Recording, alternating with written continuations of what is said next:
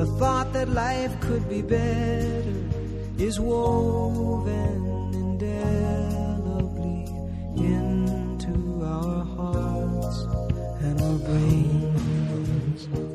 Well, hi, hello, and howdy, and welcome to another edition of our continuing weekly podcast, Finding Yourself in Paradise. I'm Michael Benner. And I'm Steve Snyder, and reminding you, of course, that the self that you find there in paradise is the higher self, the true self, the part of you that has the gifts, talents, and abilities, some of which you've identified and some which you never even have yet. And it's also that part of you that knows what's right for you to do, the part that knows your calling. And the paradise we're talking about is the place that you create inside yourself by just taking a deep breath and going inside and feeling safe. Because if you can get away from all that out there and feel safe in here, if you can take a chance along with us and wage some inner peace, you'll find amazing things happen when you get out of all the stress.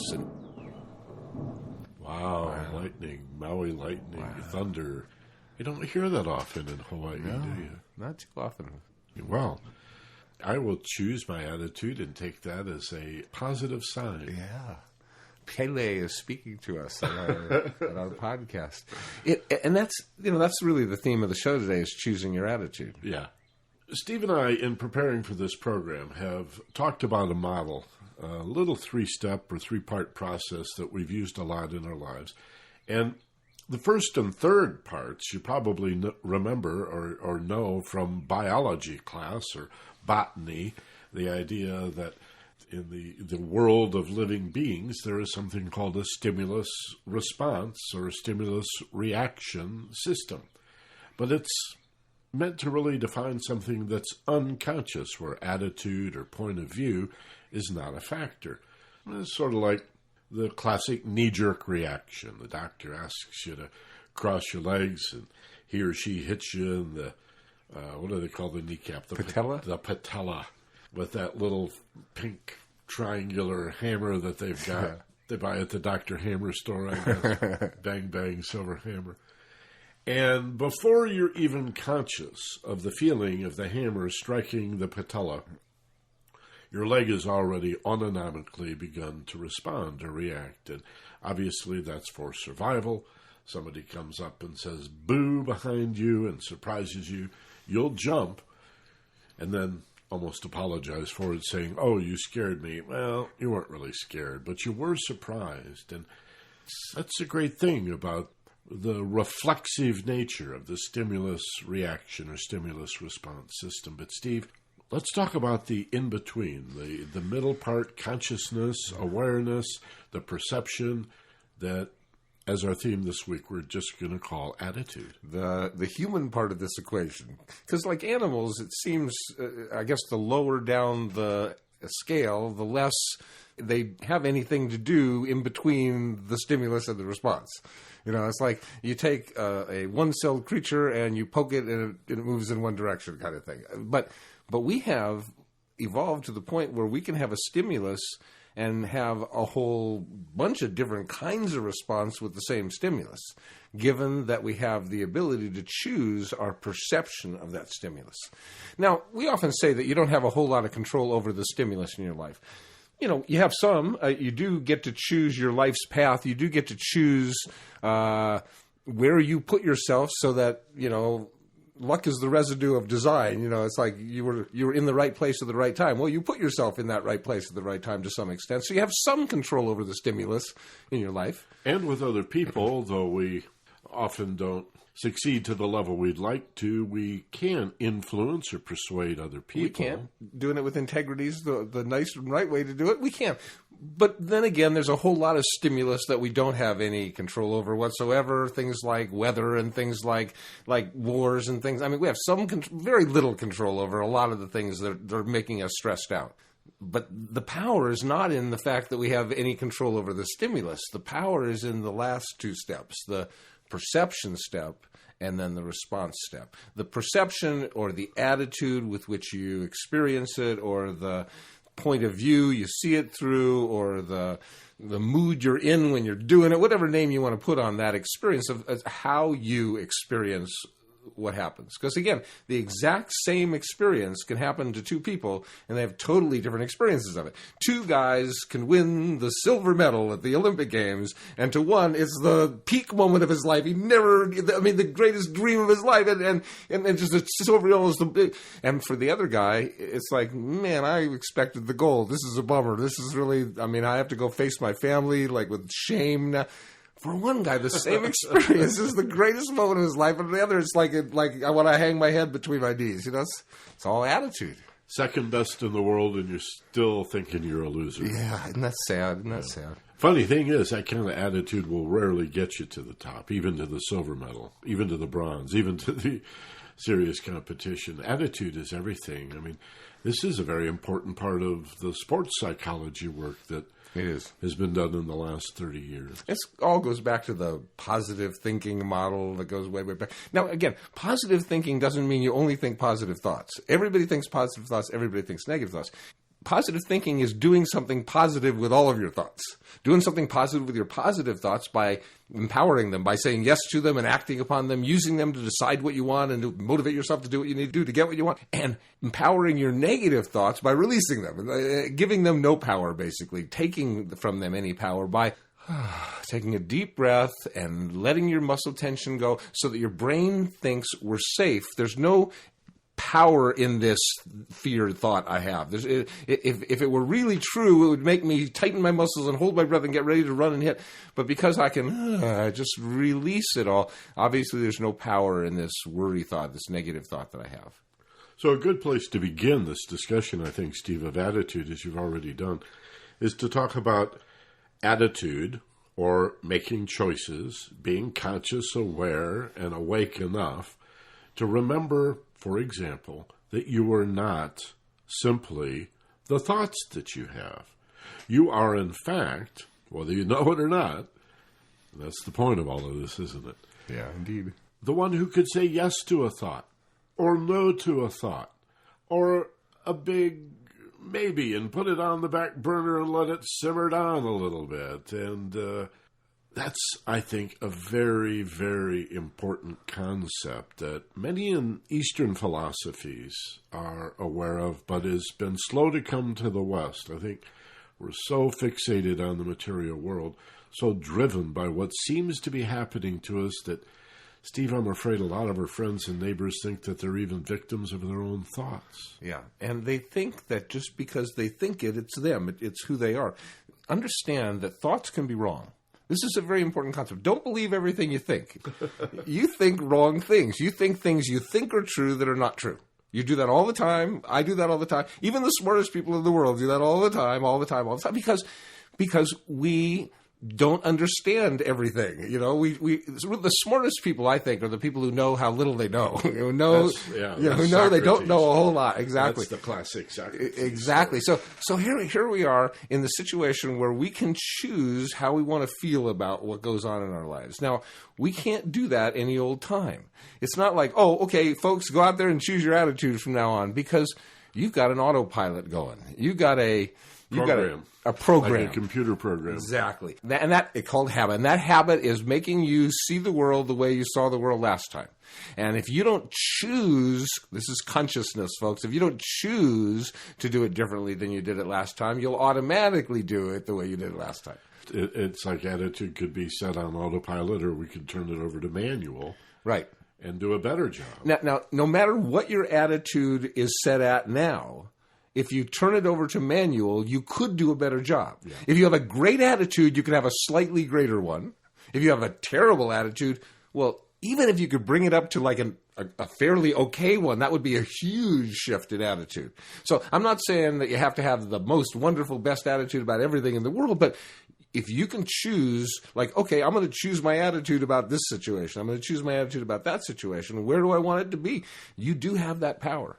And with that choice of, I'm going to choose to see this as a lesson that I earned rather than a situation that's going to bog me down and make me fail. I'm going to see this failure as an opportunity to fail forward instead of an opportunity to, like, not pick myself up and grow from it. You can choose your attitude, and if you can choose your attitude in any given situation, what that gives you is the power to have choices about how you're going to respond. Right. And right now, as we break that down, how you respond in the area of thinking. And you can choose to say yes to a thought, to affirm it. You can say no to a thought. You could say to a negative thought, well, that's pretty dark, but wait a minute, maybe I can learn something from this, and then let it go. And so what happens when you say yes to your good thoughts is that you get this kind of like positive rush, right? You get this little endorphin thing. You have a good idea, and you know how that aha thing feels? You have a good idea. It feels like neat in your body. Well, if every time you have a negative thought, you go, and release it, you get that same feeling. You get that same, oh, good, that wonderful feeling in your body. Right. And if every thought you think gives you that endorphin rush, gives you that positive, wonderful feeling, if you really, really like your positive thoughts and you really, really like your negative thoughts, if you really, really like all of your thoughts, then, of course, what happens is you get this thing called happiness. And that's the second part of this, really, as we break down the idea of choosing an attitude and being the one who responds rather than simply reacting knee-jerk.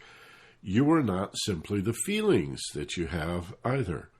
You can choose to take a step back, to mindfully detach so that you're detached but not dissociated. You're even more involved, even more aware by that taking one step back and watching yourself go through the emotion. To, as you said, Steve, a couple of shows ago, there's a difference between being angry and being an angry person. That's right. You can be a person who is experiencing anger and like saying, oh, look, there I am being angry. I can see me being angry. Right. I can see the stimulus out there, that insensitive remark or whatever that I reacted to. That didn't make me angry. I made me angry by reacting to it. But I can see how I reacted to that insensitive remark, that cruel remark, by getting angry. Now, if I was on autopilot and I have this thing where when something makes me angry, I lash out, I have a temper, then what happens is I would insult that person back, or maybe I remember that story you told about the guy who says, every time I go to a bar, somebody makes me get into a fight, It's like, just make me get into a fight. Yeah. So, we could do that, or if we choose to change our attitude, and to be in charge of choosing our attitude, we could say in this situation, that sensitive remark, that I see that I am angry, but instead of behaving angrily, instead of lashing out, I'm going to see what's inside of me that got wounded by that remark. Because really, the truth is, if you can hurt me with words, obviously there's something in me that's sensitive, something in me that could be healed, maybe. Right. A vulnerability that's pretty personal. Yeah, and I could learn something about me. Much more I could learn about me than about you if you said something insensitive and it hurts me. So a positive attitude would be, okay, that hurt, and I'd probably say, ouch, that hurt. But I wouldn't lash back, and I'd see, okay, what can this teach me about me? A negative attitude, and I'd just get angry and behave angrily, and then most likely it would escalate. And that's what causes, everything from divorces to wars, I think. We all know people who believe they are the appearance they create. So dependent are they on other people and the judgment of others for the acceptance they feel they need. They may be driven even to accumulate a lot of stuff, like conspicuous consumption. We're all consumers, but it's like we're talking about your motive and even your attitude for being a consumer. So some people might think they are the car they drive. And some folks think they are the house they live in, or the country club they belong to status, or the trophy wife, or the successful business husband, or, a little bit of psychology, a little bit of philosophy, a little exposure to the humanities, and you know how shallow that can be. There's more. But what Steve and I are saying is, those things are part of your personality and reflect a part of who you are in a deeper sense. And we can go to the physical body next. If you're not merely your possessions, you have a body, and in some sense you are a physical body, but you're more than that body. The behavior that you take, the action in the world is a matter of choice. And while that might be obvious to a lot of folks, this idea that we can take responsibility for our thoughts and even our feelings, that we can be the one who chooses how we think and chooses how we feel, that leads to choosing how you speak and how you act, and what kind of car you drive, and why you drive that particular car, and who you're attracted to in life. I think a lot of folks, Steve, just have it backwards. They're working from the outside in. Yeah, I mean, there's a lot of people out there say, but wait a minute, they pushed my buttons. Yeah, you know, I made mean, me do it. What they didn't realize is they walked up with real shiny buttons that say, push me, push me. You know, it's like, yes, people push your buttons, but you have to put your button out there to be pushed. And so what we're saying is, instead of reacting the way you've reacted before, in every circumstance, in the worst of circumstances, in the best of circumstances, instead of reacting the way you reacted before, understand that you have choices and you could choose to respond. Respond is the choice thing. React is the autopilot. You can choose to respond differently. If you love the way you responded before, well, then choose to respond almost exactly that way, but a little teeny bit better. You know, there's growth in this world. And if you don't like the way you responded, if every time you find yourself around that person, that ex-partner or that ex-girlfriend or boyfriend or that, and you feel real uncomfortable and you get angry and upset and you're holding all kinds of old stuff, you don't have to have that attitude. All that stuff is true and you deserve to have that attitude and you can choose to have that attitude if you want. It only serves you, though, to not. It serves you to change your attitude and say, well, I'm glad that's over with. I'm glad they're out of my life now, instead of, oh, that person, they did this bad thing to me. Sometimes it serves you to hold on to the anger. In a previous show, I talked about sometimes bigotry is so ugly that you have to hold on to the hatred of it, so that it won't happen again, that kind of thing. But when it comes to an old relationship, there's no value in holding on to that kind of anger. So choose to change your attitude. And if you take a deep breath, let go of your physical tension, go to paradise, go to that safe place within, and imagine yourself with the attitude you want to have. Imagine that you have that attitude and be really proud of yourself that you're creating the attitude you want to have. Imagine it if it's true in your mind. Then when you open your eyes, that's the attitude you'll have. Because attitude is totally based on what you decide it to be. There's no outside influence whatsoever if you don't let there be. When I studied journalism in college, they taught us the 6 W's. The who, what, where, when, why, and, of course, how has a W on the back end. That's how they get around that one. That's right. It's pretty key for even some creative writers and thinkers, lawyers and such, to use a model like that. Let me ask you, what's your favorite? Could you say that? My favorite question? Yeah, or the most intriguing of all those questions. Why? Exactly. Yeah, why is always my favorite question. But you ask my mom when I was growing up. That was my favorite question. And that's 56 years later and it's still my favorite question. Why? So it's not what we think or even how we think, so much as why, that we can use to take that one step back, that sense of mindful detachment that allows us to see the bigger picture. The why, exactly. You can't see it if you're in it. It's like all you can see is a small part of it unless you step back. We talked about the metaphor of standing a few feet away from a train going by. You can see one car at a time versus standing, a couple 100 yards back and you can see the whole train going by. You got to step back to see the big picture. Yeah, the elevated perspective is a phrase I like. And in the same sense, look at the word responsibility. Is that not one of the benefits of this, the ability to consciously choose my response? Yeah. That we have some control over the stimulus, we'll admit. We can put ourselves in situations, but there's a lot of stimulus we don't have control over. But we can choose our attitude, we can choose our perception, we can choose to see this as a bad thing that I'll learn from or a bad thing that will devastate me.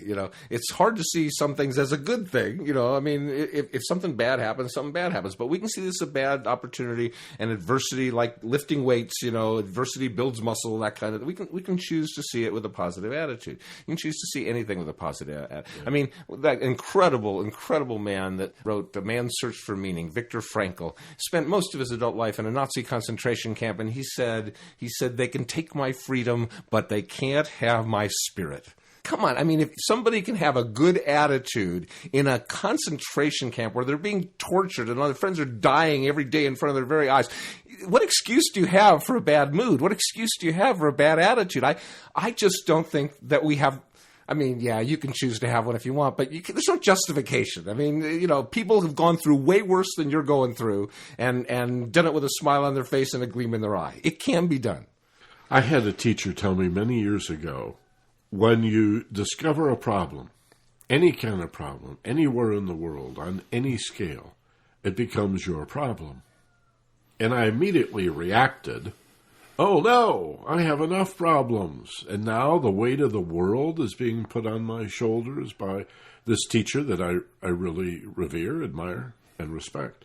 And so in working with that whole idea, I came to see the freedom in responsibility. That, again, it's a matter of attitude. Do we see responsibility as blame and get defensive and then never understand? Do we feel that responsibility is a burden, a heavy load that we have to carry? Well, a lot of people sure do. Or is responsibility the, hey, I have choices, to stand up, throw off the yoke, and say, I'm free as long as I accept complete responsibility for my life? Right. Because if I'm not responsible, if somebody else is responsible, then they've got to change for the situation to change. I gave my power away. Exactly. So the only way I can be in charge of what's going to happen is if I'm responsible, if I'm the one that's able to respond to the circumstance. And that's a choice. And that is a choice. And that's an attitude. And attitude and response can be choices if you're in a mode of focused passion, if you're thinking one thought at a time, if you're out of stress. If you're in stress, your mind decides that survival is more important than self-improvement, and it'll just knee-jerk do the things it needs to do to survive. It doesn't care much about whether you come out of it looking good or not, or feeling good, or having grown. It cares that you didn't die. That's what it cares about. Mm-hmm. That's its priority. But when you know you're not really in danger, when you take a deep breath, it's simple. When you take a deep breath, your brain knows it's not really in danger. It's as easy as that. And when you take a deep breath and imagine yourself in paradise, it knows not only it's not in danger, but it's totally safe. And from that place, thoughts come up one at a time in your mind. You're in a state of focused passion, one thought at a time, one feeling at a time. And you can look at each one of those and go, yeah, I like that one. I'm going to say yes and empower that one. Oh, that old thought about me not being worthy because my mom told me I'm not worthy. You know what? I think I've outgrown that thought. I think I've graduated from that thought. I'm going to let that thought release and be. What a lesson that gives me to realize what I overcame, and realizing that my mom always thought I was very worthy, but a mom thought that you weren't worthy, and that the adversity of that, how I had to overcome and grow, and what a great person I am for having done. You can have a good attitude. You can choose that. I want to go back to this 3-step model and reinforce it, because I just want to highlight it and underscore it and put it in bold. And it's huge. It's the nature of human behavior. Yeah, the stimulus perception response idea, and acknowledging that as far as the first part goes, the stimulus, that's what's done to us. We don't really have much control. We've talked about, sometimes you can influence or persuade or anticipate, but it's minimal.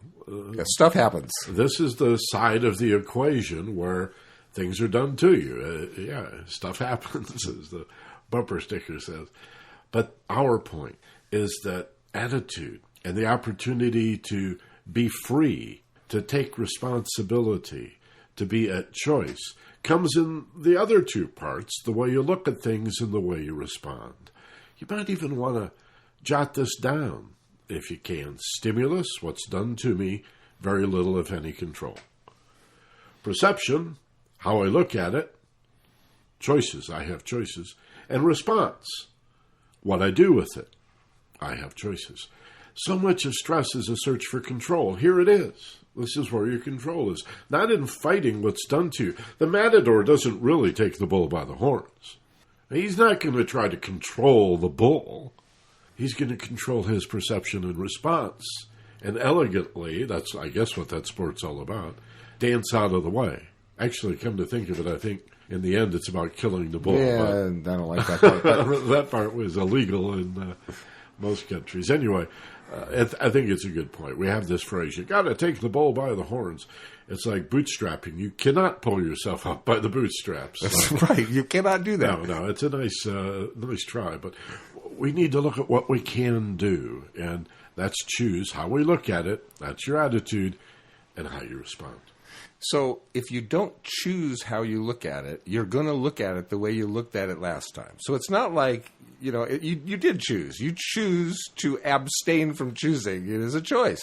It means it's just going to be the same old broken record. You're still going to. If you love the life you have, if it's perfect, then you can ignore all this. And I don't know why you're listening to the podcast in the first place. But if you would like to be better, faster, smarter, happier, with less stress and more passion, then this is how you do it. This is how you do it. Stuff comes in, some of which you have some control over, some of which you have no control over. Stuff comes in. You choose to see it in each case from the best attitude that would be appropriate for this thing. It's not like I want to have this attitude all the time about everything. I have choices. I can choose to have this attitude about this, and I can choose to have this attitude about that, and I can choose to not give a darn about that. I can choose my attitude about each individual thing in my life. And even though we've made this three-part distinction, it does double back on itself. Each touches the other. Sure. In other words, can you hear the rain there? And I hope our listeners can hear the rain. Wonderful. It's a Maui rain. We call it a kili. It's a gentle, misty rain. Passing shower. Lots of words for rain here in Maui. So Steve and I could choose our attitudes. Well, first of all, we could be victims of an autopilot, automatic, I hate the rain kind of an attitude, right? And that would be our reality. Oh, damn it, it's raining. I can't go do what I wanted to do. I'm stuck indoors. Damn rain, cursed rain. Or maybe autonomically, we just love the rain, or somewhere in the middle, maybe we're a little moody, but we're talking about choice today. We're talking about having the level of awareness by understanding what your inner paradise really means, that level of consciousness, to be at choice, to choose an attitude that says, my world is what I make of it and what I do with it. It's not simply what's done to me. I'd like to challenge people to think about something, and that is, what's the advantage in having a bad attitude about weather, or traffic, or smog, or crowds, or those things that we have no control over, basically? That's a good question. What do you get out of that? What's the gain? What's the advantage or reward that you get for having a bad attitude? And if you can't think of one, well, then realize that you could choose instead to have a very different attitude about all those things. I remember this was a long time ago, a magazine spread, and this might have been in the 60s. I think it was the early days of 4-track tape players, even before 8 tracks. Madman Months was a big deal in Los Angeles. I remember that. And there was this big, I think it was a Month's ad, and it said, imagine being stuck in rush hour traffic, and it showed all this, and then you turn the page, and it said, with a great tape. And it was like, it's a reframe. It's like, whoa, yeah, you could be stuck in rush hour traffic, and it could be the most soothing hour of your day. It could be, listening to Beethoven, enjoy. It's your attitude. And what's the advantage of having a bad attitude about things you have no control over? That's what I can't figure out. I can see having a bad attitude about things that you can change, and having a bad attitude and deciding, okay, I want to change that thing. I don't like the way that is, but you don't have any choice about climate or traffic, so why choose a bad attitude about those things? I think I know why we do it. Why's that? And again, I want to state up front, this is a generalization, perhaps too broad a brush, but let me give it a go.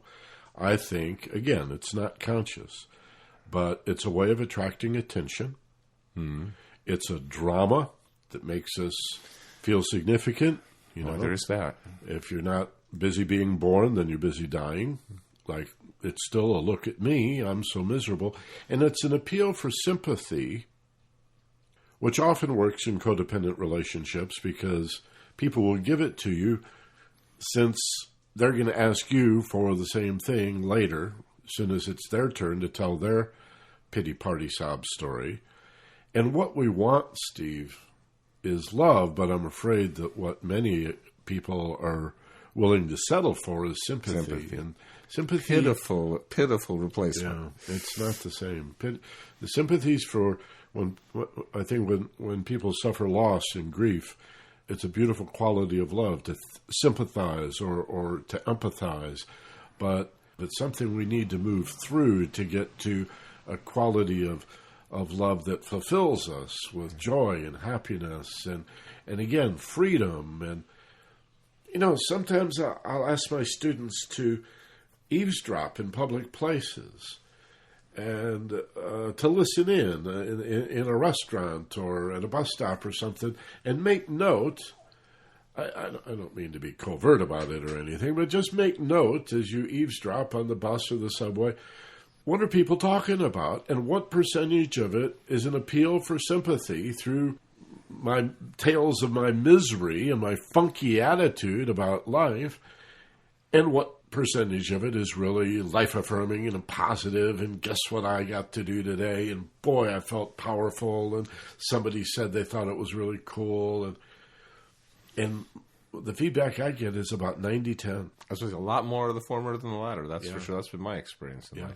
A lot more people talking about what's wrong with their life than what's right with their life. And it seems to me in any given day, with some rare exceptions, in any given day, good stuff happens and bad stuff happens. And so you could talk about either one. You could always find something good to talk about if you wanted to, even if it's a memory. Or even if it's a fantasy of a goal, you could find something positive, uplifting, upbeat to talk about. There's always something you could. There are rare exceptions, people who have everything's fallen in on them, okay. But generally speaking, you could. But why do people choose the bad stuff to talk about? Why is it that people think that misery loves company? The news. That's a big part of it. But I think it's also the fear that if I talk about how good my life is, people will resent me. Mm. And if I talk about how bad my life is, they'll pity me. Yes. And I'd rather have them pity me than resent me. So it's part of playing small? I think it's part of, playing small and also playing it up for sympathy, playing it up for pity, playing it up for attention in the way that people, see, if I play it big and people resent me, they'll move away from me. If I play it small and people pity me, they'll come closer to me because I'm pitiful, so I'm not threatening. And, I don't know. It just feels like people think they'll get more attention by being pitiful than by tooting their own horn. We need new paradigms. Yeah, we do. The idea that you're either better than me, the same as me, or worse than me is an inadequate paradigm because it's usually thought of in terms of the polarities. They think they're better than me, or I'm afraid they think that I have a superior attitude, or whatever. And the idea of being different from. Yeah, and it doesn't matter because we're all essential, as we've pointed out so many times. I mean, it's like saying this jigsaw puzzle piece is bigger, more important than this jigsaw. Every one of the pieces of this human nature puzzle is equally important because we're all essential to the whole big thing. And each unique. Absolutely. And the only one shaped that way, and the only one that'll fit in that place, and the only one with all those colors in it. We're all unique, and we're all part of that puzzle. So we're incomparable. Stop comparing yourself. Exactly. That's the point. We're incomparable, so why compare? I'm so different than you in the ways that... Here we are. You and I are essentially doing the same exact job right now. And yet, you are such a different human being than me. Everybody that knows us thinks we're like night and day. We're just we're balances for each other. I'm one way and you're another way, and that's wonderful. We've had a wonderful 30-year friendship because of Viva la Différence. But we come to the same conclusions from very different places oftentimes. And it's wonderful that we're different and that we're unique. But yet, here we are as alike as probably two people, from the outside point of view, two people could be. Well, there's a saying that understanding is superior to being right. Wow, is that powerful? And if we honor the uniqueness in each individual, again, it's a little paradoxical because... there is also the unifying concept of spiritually all of life being this one thing, this one great ocean. But within that ocean, some very apparently separate and unique beings. The whole ecosystem is based on the idea of strength through diversity. So we should honor that uniqueness and stop thinking of our friends and their belief systems as right or wrong. Stop thinking of your own thoughts as being either right or wrong and not sure how to discern which, or how to promote a positive feeling when you're feeling negative. There are skills for doing all of this to be at choice, but it has to do with responsibility and choosing an attitude in the first place and giving up any kind of payoff. That's what we're talking about here, really recognizing and releasing any sense that you're getting a reward for being helpless, because you know what we're talking about. We're just reminding you, aren't we, of something that you already know. If you can find a really good reason to have a bad attitude about the things you have no control over, go ahead. But I challenge you to find any reason at all. It's just a habit, and it's a habit you can change. Simply imagine what you want as if you already have it over and over again with great passion. Imagine that you have the attitude you want to have next time that event happens. Imagine it's next time and that event is happening now. Imagine that in your mind over and over again. And each time you imagine it, be so proud of yourself that you were able to choose your attitude. Because when you choose your attitude, what that means is you can also choose your response. You can also choose how you're going to deal with this thing, this stimulus, instead of dealing with it the way you dealt with it last time. You bet. And again, we see this in the wisdom of all cultures. In the West, we have these old saws about every dark cloud has a silver lining. That's my second weather reference for the day today. Or the curse being really a blessing in disguise. And, you have to begin to consider the possibility at some point in your life that everything that happens to you, every circumstance or situation you find yourself in, every relationship in all of its ebb and flow, is really part of a great opportunity to grow and learn and heal and evolve. And if you choose that attitude of optimism, and where's the lesson? You know the story about the optimistic boy and the pessimistic boy? Absolutely. And there's got to be a pony in there somewhere. Yeah. And it's all in attitude. When life gives you lemons, you can squeeze it over lobster. You can do some really wonderful things with lemons. And, life's going to give you some lemons, and it's also going to give you some wonderful sweet tangerines. So you're going to get both. You're going to get fed some good stuff. You're going to get fed some bad stuff. There's going to be some stuff you can control and stuff you have no control over whatsoever. But what you always have the potential to have control over is your attitude. You can always choose to see it the way you want to see it. No one right way to see all things, but there's a best way to see any one thing, and you're the only one that would know that best way. And if you close your eyes and you go to your safe place inside, that place we call paradise, the right way to approach that, the right attitude to bring to it, you'll just know. And again, don't go either or on this one, and believe that what we're saying is that all reality is subjective, a matter of your attitude or point of view, and that there is no objective reality. Watch people argue about this. Bring this up to some absolutist. Watch them argue how wrong you are and how that's just wacky pop psychology and you're failing to acknowledge the objective reality. Hey, be wise enough to say, well, actually, both things are true. Yeah, reality is independent of perception, actually, but perception is the best thing we have. I mean, it may not be reality. It's actually not, because two people perceive the exact same event differently, but it's your reality. It's what you create in your life, and whereas it may not be the same as somebody else's, in fact, it won't be the same as somebody else's. It doesn't have to be the same as it was last time for you. The Greek sage Heraclitus, or I've heard it pronounced Heraclitus, I'm not sure which way it is, but he said famously, no one steps in the same river twice. Right. The river has moved on, and so have you. And so that objective reality, you have to admit, is in perpetual change. That's why so many of the really old philosophers were very clear about truth being in attitude, consciousness, point of view, not in the, what Plato would call the appearance of things. Right. And yet, with all the science and fancy technology we have to acknowledge, I think, that reality has an objective quality to it. You know, we can agree on weights and measures and color and size, and yet both things are true. This is hard for human beings to get, that different ideas, even what might appear to be opposite ideas, could still both be true. Right. And for one person, red hair could be the most attractive, and for somebody else, blonde hair could be the most attractive. And you know what? They're both absolutely right. Because you can have different perceptions about the exact same thing and both be right. And that's a very, very powerful awareness. It's the differences don't have to mean we're adversarial about it. So choose your attitude. Why? Because the difference between an optimist and a pessimist is very simple. Pessimists have a terrible time on the way to finding out that they're right, and optimists have a wonderful time on the way to finding out if they're right. So if you think life is about the destination, then choose pessimism, because you'll always end up with that happy moment of I told you so, I knew I was right. But if you think life is about the journey, as we believe, then you got to choose optimism. You got to choose upbeat, positive attitude, because you have a great time on the way to finding out whether you're right or not in this particular instance. And yeah, boy, it sure is the journey.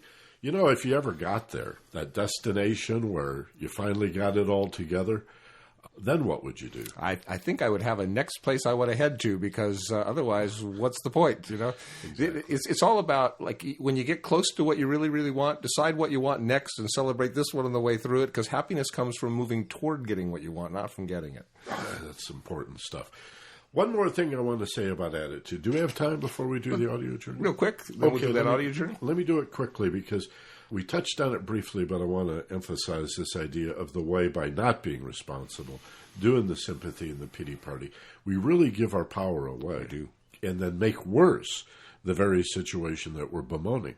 And the story I often tell to illustrate this is about the gang kid I read about in the paper who had shot another gang kid dead. And the police said, "Why'd you do it?" And he said, "Because the guy gave me attitude. He gave me. He dissed me. He gave me attitude. He gave me attitude." And so an understanding that you can't get self-respect from other people. Wow. We can't earn respect from others and then use it as evidence that we should respect ourselves. It's got to be from the inside out. That's why we say wage inner peace. You have to be responsible for understanding why you deserve respect and why you're a lovable person. And as you love yourself, then you can give that love to others and be more open to receiving that love from others. And well, even setting love aside, if we just stay with the idea of respect, I think it's so powerful to understand that if this young man had learned to respect himself through that gang, I don't think gangs are the problem. I think violence is the problem. Absolutely. A sense of family. A bunch of young kids getting together in a way could be a wonderful thing if they do it with positive motives. And caring for each other and being loyal, that's esprit de corps. Yeah, That's a beautiful thing. We just don't need the violent part of it. We should stay away from that. And how much of that violence is born from the helplessness and the victimization? Right. Clearly, he gave this other member of another gang so much power. I mean, that this other guy dissed him. This other guy had a bad, put him down with a look Just or whatever. a look. And that was so important that he not be affected by that he had to lash back with violence and shoot the guy. I mean, that's really sad. That kind of arrogance, that kind of pompous, F you kind of thing. Right. That doesn't come from confidence. That doesn't come from self-esteem. That comes from the lack of self-esteem. That's an overcompensation for not loving yourself and pretending that I'm so big and I'm so important that you can't diss me. It also offers insight into the policy of governments that believe in so-called big stick diplomacy. And what a contradiction in terms that is. Yeah, indeed. Okay, let's do our audio journey. Let's do an audio journey about attitude. You could always choose your mood with your attitude. Take a deep breath. If you do it in paradise. That's right. And close your eyes, because it always feels nice to find yourself in paradise. Create and sense a feeling of letting go. Take a nice, slow, deep breath, pulling in strength and power as you inhale, and as you exhale, even more slowly. Feel the letting go in your body. Release. as you wage inner peace. Feel safe and relaxed. For this is where you must go to let the higher self flow. This is where you must be to let the tension, anxiety be free. This is where you must live for your heart and your mind to give you what you need to hear. This is where you must be for the thoughts to be clear. Paradise. No need to be defensive here. Nothing to guard against. You are in control of the letting go. You are in control of agreeing or disagreeing or any permutation, any variation in the middle of anything you hear us say or anybody else say. That's your responsibility. In any circumstance, you deserve to both identify and experience the attitude you wish to have. In any and every circumstance, you deserve to both identify and experience the attitude you most wish to have. So when you close your eyes and return to paradise, you can choose your attitude. You can choose your mood. You can choose your perspective. You can choose your point of view. You can choose how to perceive it any way you desire. You choose your attitude. You choose your attitude. Choose it when you're inspired. Consider in this wonderful place of peace and safety that you're not the thoughts you have. And in those occasions of internal argument, and you're not sure which of those arguments is true. What do I believe? I think this and I think that. Take a step back, simply by remembering this exercise.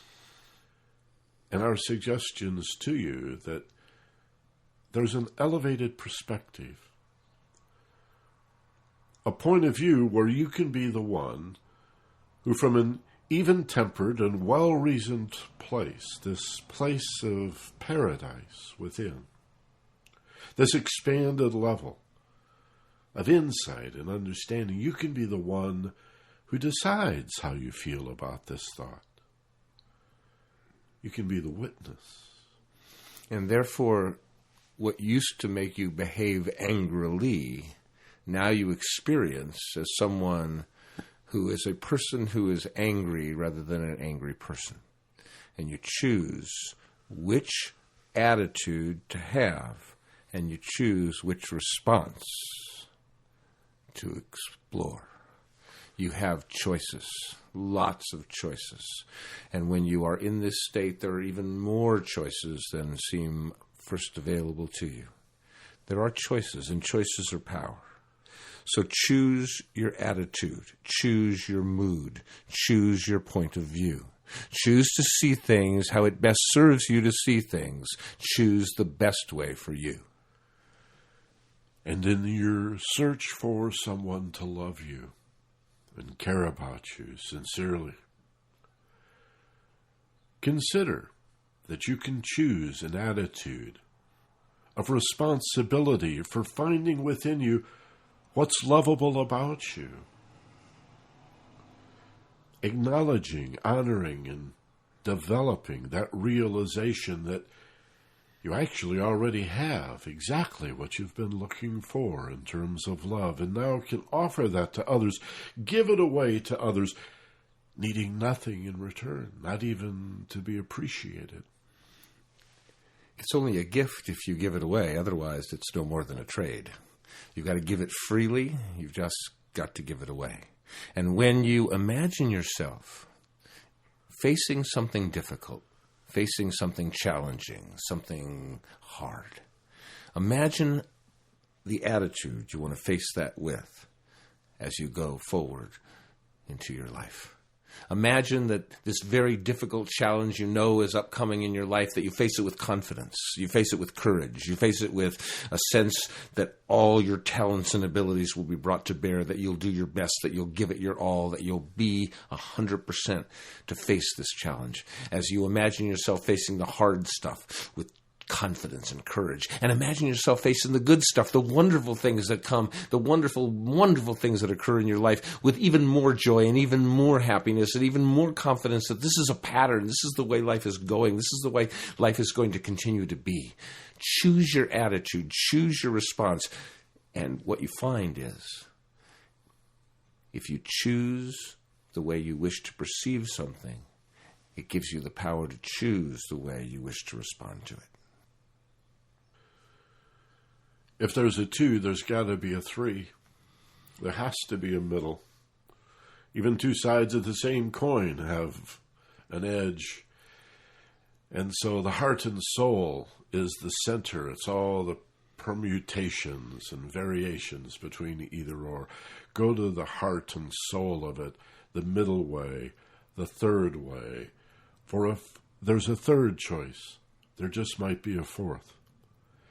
And if there's a fourth, there might be a fifth option, a sixth alternative, a seventh point of view, and so on.